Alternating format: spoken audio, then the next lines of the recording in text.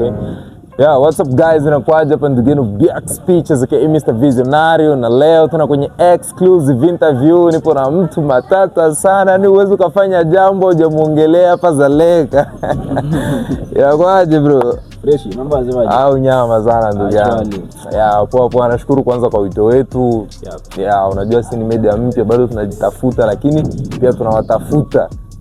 Ndo vizuri. Ili inabidi ziwe zinatafuta watu. Hiyo ni must kabisa. Pia unaweza kujiintroduce kwa watu kwanza wakufahamu, watazamaji wa video. It's your boy Kenzo B, King of Django, ukisikia mwingine fake. Kwa hiyo guys, kama mmesikia mwenyewe King of Django, vipi unachukulia Zaleka Django au? Zaleka sio Django, nikiongelea jambo la Django yani ndoto yangu ni worldwide. Sio Zaleka tu.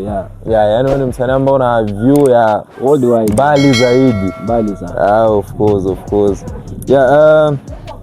First of all, au mwanzo wa kila kitu, kwanza nikupe pole kwa video ambayo tumeona unaongelea wewe na Kanma Film kwamba project yenu imepotea au imefutika ghafla kwenye kompyuta ya Kanma Film. Vipi, ilikuwaje hiyo mpaka ifikie kwenye hatua ya kupotea kabisa? Unaweza kuongelea in deep hilo swala? Wasanii siku hizi wanagusa mwanangu. Yani tulikuwa tunafanya tu editing, basi ghafla tu video ikawa imefanya nini, imepotea. Okay. Yani imepotea tu kimazingaombo. Tumetry kufanya kila kitu ili video irudi, lakini video ikawa imesha disappear tu. Hadi mapasta tumeomba, tumefanya nini, hamna, video imesave. Umeshirikisha washe na mapasta. Video waswa. Okay. Ila baada ya video kupotea, je, mna mpango wa kushuti upya au ndo basi hivyo tusahau video ya Wababeni? Sasa hizi tuna mpango wa kutoa tu audio. Okay. Video tutafanya tena kali zaidi ya ile, na sisi tuta make sure wakati tuna edit tu na vitu ambavyo vitakiingia video yetu isifanye nini, isivutikane tena. Uchawi ni kwa sababu inaonekana kama wasanii siku hizi hawalali. Sasa hapo vipi, itakuwa ni uchawi kukinga au ni mabodyguard? Ni Mungu tu, tutasali sana, tutaomba sana. Okay. Mungu atasaidia wasifanyie tena mazinga umbwe. Yani kwa hiyo tutegemee kabisa video wa Babeni itatoka raundi tena kali sana kutafutana. Kwa hiyo najua hapo watu wanajipanga na wanaelewa, kwa sababu akisubiri bro, kwanza nikupe shout out sana kwa sababu video zako ni video ambazo zinajielewa sana ise. Napenda kazi yako, napenda chemistry yako wewe na Kanma Film, nafanya vitu vikali sana ise. Ila jambo lingine ambalo kwanza mashabiki au watazamaji wa video media wangetaka kufahamu kutokana na kwa Kenzo, kuna baadhi ya tetesi hivi zinasemekana kwamba Kenzo ulienda TZ au ulikuwa TZ au ulikuwa na mpango wa kufanya kazi na msanii wa TZ, na huyo msanii ni Nyagoman, ila ikasemekana kwamba Nyagoman akakata, yani amekataa, iwe kwa pesa iwe kwa nini, eti siwezi nikafanya kazi na Kenzo. Hiyo unaiwekaje hiyo tetesi? Kuna ukweli hapo au?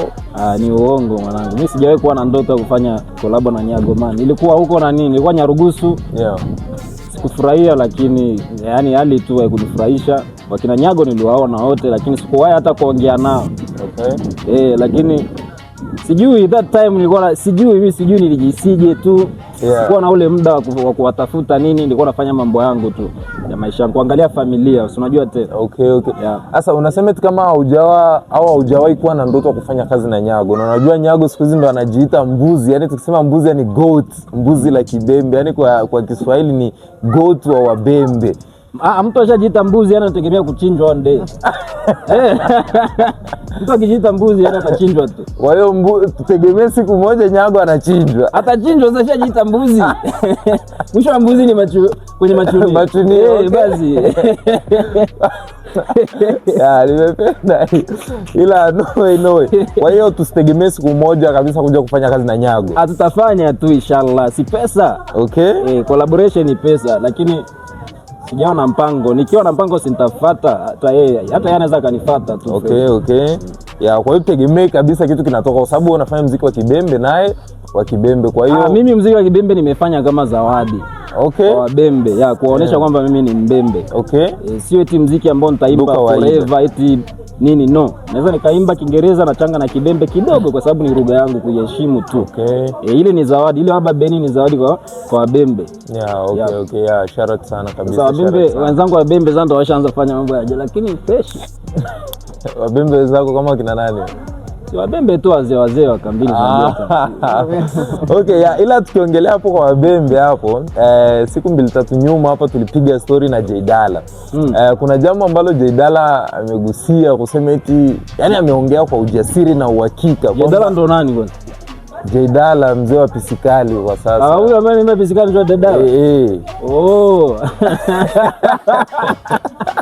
Nilikuwa sijui. Yaani ulikuwa mfahamu? Nilikuwa simfahamu. Pisikali yule kijana. Okay. Fresh. Jaydala amesema eti kwamba Kenzo ni mzee wa kuboost. Na ameongea hilo jambo kwa uhakika na ujasiri kwamba eti Kenzo ni mzee wa kuboost, kwamba zile numbers, viewers, followers una boost. Je, kuna ukweli kuhusu hilo bro? Okay, kuboost sijui kuboost ina kuna tofauti wa kuboost. Unasikia fresh? Unaweza ukachukua muziki wako ukaupromote, ukapatia promoters wakapromote muziki wako. Kuna media nyingi sana. Unasikia? Kuna Mikozi, Umatadel, ukiwapatia wa promote ni mojawapo wa kuboost. Kwa sababu kuboost kitu ni kitu ambacho kimelala unakiamusha. Sasa watu wengi wanachukulia ile kuboost ni kufanya nini? Ni kununua viewers.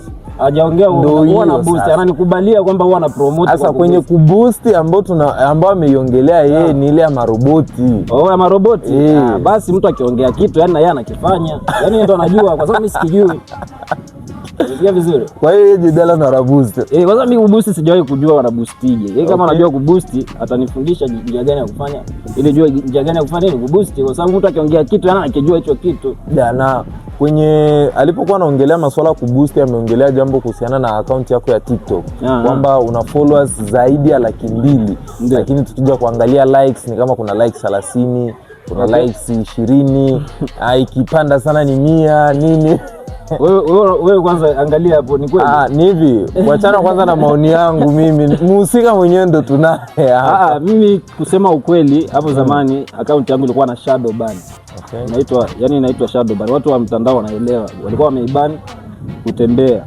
Unaelewa? Inaitwa shadow ban. Yaani kama wewe ni msanii omba hicho kitu kisikukuti. Unaelewa? So ilikuwa na shadow ban, ndio maana ilikuwa na try kuifanya ikue ili watu wengi wazidi kuanza kuiona. Kwa sababu ile shadow ban huwa inaziwia video kwenda kwa watu wengi. Kupata viewers haijalishi wana watu kiasi gani, hata kambi nzima ikufollow. Unaweza kutoa kitu na kisifike kwa watu ambao wanataka ifanye nini? Iwafikie. Of course. Kwa hiyo shadow ban umeisovuje hiyo? Shadow ban ndo nimeshaanza shadow ban ndo nimeshaanza kufanya nini? Kuisolve saa hizi. Jinsi ninavyo post kila siku content mpya nini, ndo TikTok wanaanza kutembeza nini ile kazi yangu. Nilikaa muda mrefu sifanyi kazi yoyote. Na kipindi kwanza ulifikisha followers 200,000 kwako, kwanza ilikuwa ni safari ndefu fupi au ilikuwaje hiyo safari mpaka kufikisha 200,000 followers? Hapa Zalika kwanza mtu ambaye alikuwa wa kwanza kumiliki iPhone ni mimi. Msanii au msanii na mtu hata wa Ethiopia nani ilikuwa ni mimi. iPhone 12 Pro Max. Mimi. So nilikuwa nipo Kigoma, tulianza kufanya challenge moja niliyofanya ilikuwa challenge ya Mbosso. So Mbosso aliwahi kuipost kwenye story yake, so watu wengi wakanifollow. Sasa ndio wakati nilipata followers wengi sana. Sio boosting. Yaani tuseme sio boosting ya maroboti, but ni boosting ya promotion. Really people. Hata ukiingia kwenye account yangu ukianza kuangalia wale watu, utaona ni watu wanaposti wana mambo yao. Boosting huwa inaonekana tu. Unajua tu. Tunaona Wahindi wengi.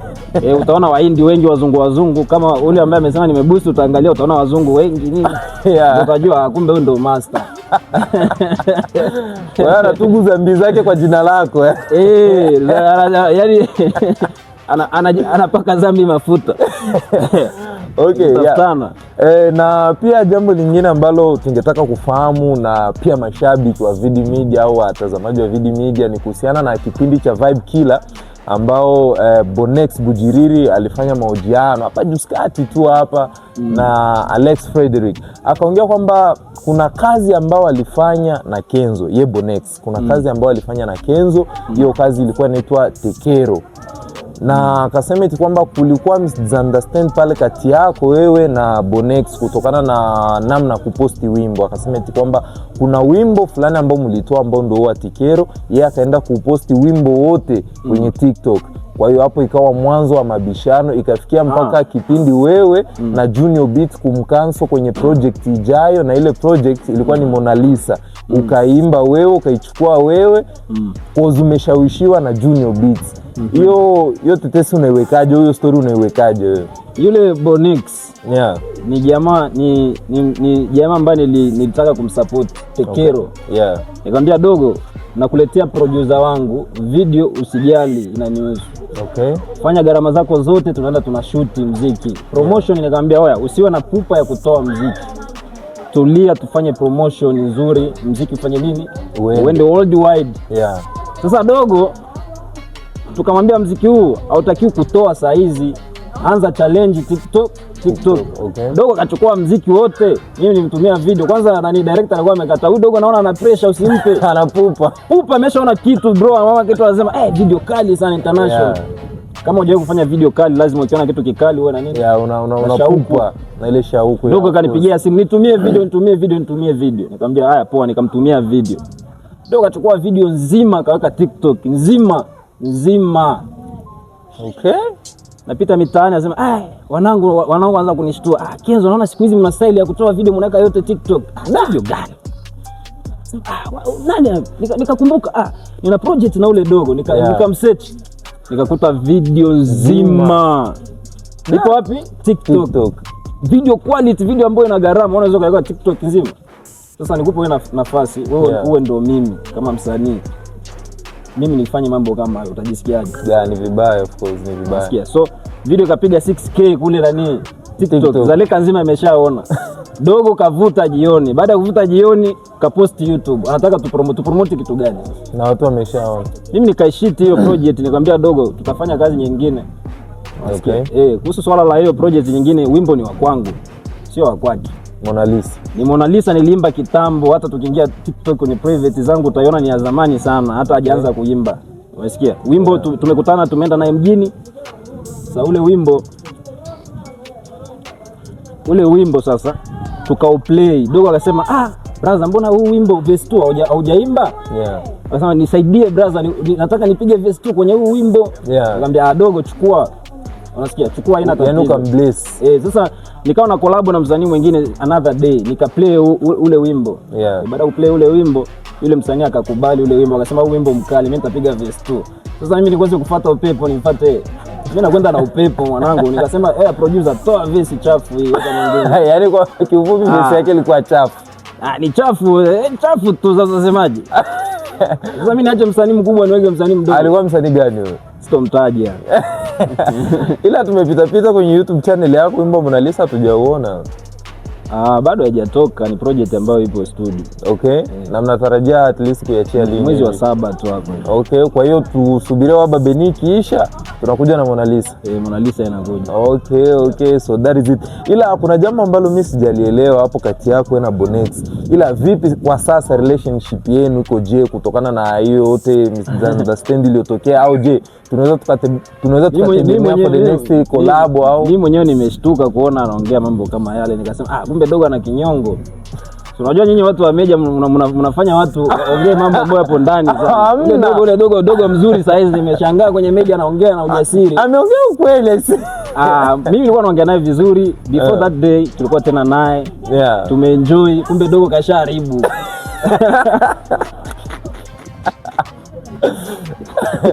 Kumbe dogo kasharibu. Ameongea kweli, ameongea moyoni mwake, na kama ulivyoongea ni mambo ambayo kweli yana mechi. Ila je, vipi kwanza relationship yenu, au tuseme baada ile interview yake na Vibe Killer, vipi mnakaaje hapo, mnawekaje mambo hapo? Tupo sawa. Dogo kanipigia simu jana usiku, kanipigia simu, brother, umeona interview? Nikamwambia nimeiona, imekuaje?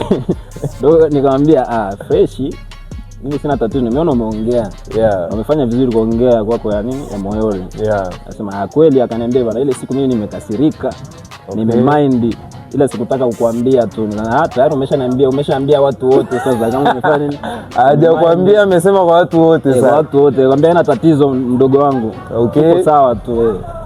Hata collab yenyewe tunaweza tukapiga tu. Mimi sinaga noma man. Mimi sinaga beef na mtu, nipo sawa tu. Ila nikurudishe kwanza nyuma kidogo hapo pale ulipomuongelea Jaydala ukasema kwamba sijaongelea Jaydala. Sorry kwanza, nimesema pale kupitia nyinyi mmemtaja hapa hivi. Kama mzee yule ameimba Piskali. Ndio. Ndio mmemtaja hilo jina. Hilo jina mimi nilikuwa silijui. Okay. Basi turudi tulipoongelea Jaydala. Yaani sisi tulipoongelea Jaydala. Ulikuwa unasema umjui au ulisema umjui na umemfahamu kupitia sisi? Mimi subiria. Nyinyi mmeniambia Jaydala ndo kaimba Piskali. Ndio. Ndo nimemkumbuka kwa sababu nilikuwa naona mzee fulani mwenye afanani kama msanii, ana sura fulani ambayo sio ya kisanii. Yaani mzee. Nilikuwa nafikiri labda ni AI. Elewa fashion, nifikiri ni AI. Sasa mlivyoniambia yule ndo Jaydala, naona watu wasema Jaydala Piskali wasema ndo yule. Ndo nimemjua sasa kupitia. Kwanza vipi kuhusu wimbo wa Piskali kwanza? Ni wimbo mzuri. Wimbo mkali sana, uko sawa. Nilikuwa sifikiri kama ni wimbo wale jamaa. Yaani haujawahi kumuona hata mtaani nini? Namuona tu nani area za sokoni kama anapita pita tu, amesamuka nini, so sielewi. Nilikuwa sijui. Dogo na bahati amepiga hit song, lakini hit song haimfanani yani. Yaani kama wimbo na msanii wapi? Yaani mimi nashangaa ndo yule. Ndo yeye mwenyewe Jaydala. Ndo Jaydala. Kwa Piskali. Ndo mwenyewe huyo. Dogo ana bahati. Mungu ambariki. Tutegemee labda siku moja mnaweza mkamechi kwenye wimbo nini? Fresh vile jamaa kwanza ni ndugu yangu kwanza. Ndugu yako kivipi na ulisema umfahamu? Kwa sababu mimi nilikuwa namuona, nilikuwa sijui kama wimbo ni wa kwake. Sasa tumeona mwenyewe kwanza nashangaa. Jamaa ni jamaa. Mimi ndo jina lake Jaydala. Ni jamaa. Mimi ndo jina lake la asili. Jina gani? Ndio ambao nazoea lakini sitolitaja. Hilo la usanii Jaydala mimi nilikuwa sijui. Kama ni yule haina tatizo, ni jamaa tu. Tupo peace, hatuna tatizo naye. Unajua tena sinaga beef na mtu. Kuna hizi sakata ambazo wanagombania ufalme wa kina Jaydala, Zuma Boy, Vankson. Sababu wote tumepiga nao story. Vankson anadai kiti cha ufalme ni cha kwake. Zuma Boy anadai mfalme ni yeye. Jaydala naye anadai kuwa mfalme ni yeye. Unaona liongeleaje hilo ukisikia watu ambao wafahamu wanagombania ufalme? Mtu kama Jaydala, wewe unasemaje kuhusu ufalme wa muziki? Ufalme wa muziki hapa Zaleka. Waendelee kugombania tu Zaleka. Lakini sisi ndoto yetu ni kugombania dunia nzima. Wenyewe wanagombania Zaleka. Tunawaachia viti wachukue, sisi tunagombania worldwide. Ndio hivi. Tunagombania Zaleka, tunagombania. Lakini kati yao hakuna ambaye anaweza akakushtua, maybe wakina Zuma Boy, Vankson, Jaydala. Mimi sioni chochote mwanangu. Ila ni msanii gani ambaye unamkubali basi hapa Zaleka? Zuma Boy tu ndo nakubali. Kwa hiyo Zuma Boy akisema atagombania ufalme hapo kwako unampa ni peace. Nitampa vote kwa sababu mimi mwenyewe siwezi kugombania kiti cha Zaleka. Mimi ni wa kuvote. Wakigombania kiti cha Zaleka. Wewe ni judge. Mimi nitakuwa judge. Na watolea mapointi. Wewe chukua, wewe kaa chini. Wewe sifa za wimbo tu umetoa juzi unakusumbua, kaa chini. Huyu achukue, huyu legendary, huyu kaa hapa, wewe kaa hivi basi. Kwa hiyo tu yaani hapa hivi wewe kama judge unamaliza ubishi, mfalme ni Zuma Boy. Mfalme Zuma Boy. Chukue kiti chake. Guys. Kwa Kenzo ubishi umeisha, sijui mfalme ni huyu na huyu, mfalme ni Zuma Boy, hamna mwingine. Ukisema mwingine wewe na leta fact. Hakuna msanii ambaye anamzidi followers TikTok hapa. Hayupo. Kwa hiyo umeshachagua Kingi ni Zuma. Mimi sigombani kiti chao, mimi nagombania worldwide. Kwa hiyo hicho kiti mimi kama judge nimesha judge. Beside hayo yote tukitoa kwanza muziki, sanaa, career nini, tofauti na muziki unajishughulisha na mambo mengine gani wewe kama Kenzo? Biashara, vitu vingi, na kuna Kenzo Cash, watu wanakopa hela wanarudisha na faida. Na deals zingine ndogo kwa sana endelea. Kwa hiyo biashara zako ndogo ndo zinakusaidia pia hata kwenye muziki kuinvest nini? Biashara ndogo ndo zinasaidia kuinvest na kupambana, lakini akili pia na kutulia wakati unataka kufanya kazi ama kutoa kazi. Watu wana pressure, hawajipangi vizuri kabla kutoa kazi. Kwa hiyo ukiona kwamba una mavazi usikimbilie kwenda kushoot. Ukiona kama una hela ya kulisha wale wa models nini usikimbilie kushoot. Jipange kwanza, weka vyote vizuri. kashuti. Ndio ile ambayo mnaenda kushuti, unakutana watu wanaanza kulia njaa. Mimi location zangu watu wanakula, utafikiri party mwanangu. Uliza watu. Okay. Mimi location yangu mimi nikienda watu wanakula, wanaenjoy. Kila mtu anarudia na furahi. Okay. Mimi sinaga mambo ambayo ya kufanya kitu cha kutesa mtu. Of course. Naheshimu kazi ya watu.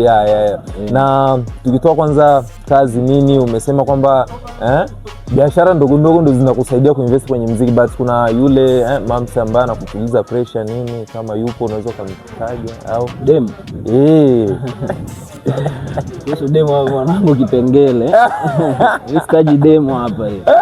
Wapo wengi nini? Ni umoja lakini simuelewe, hajanyooka. Akinyoka ndo nitamtaja, lakini bado hajanyooka. Yaani kwa ufupi ajijue kwanza kama hajielewi.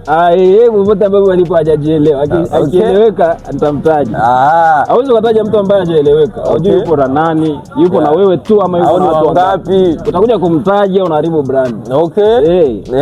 Baadhi ya wanawake inabidi kuwa makini. Lakini haumchiti. Mimi si cheat mwanangu. Wewe unaniona demo, unaniona nipo na demo. Sijui, ndo nauliza kwa sababu ni private life ni. Mimi si cheat. Basi tunashukuru na tumefika ukingoni wa mahojiano yetu. Basi unaweza kuachia neno moja kwa mashabiki ambao walikutizama since tulianza mpaka hivi. Guys, nawakubali sana, nawapenda sana, ni Kenzo Boy, sinaga beef na mtu, ndo jina langu la 3. Ndio hivyo. Star man. Tunashukuru.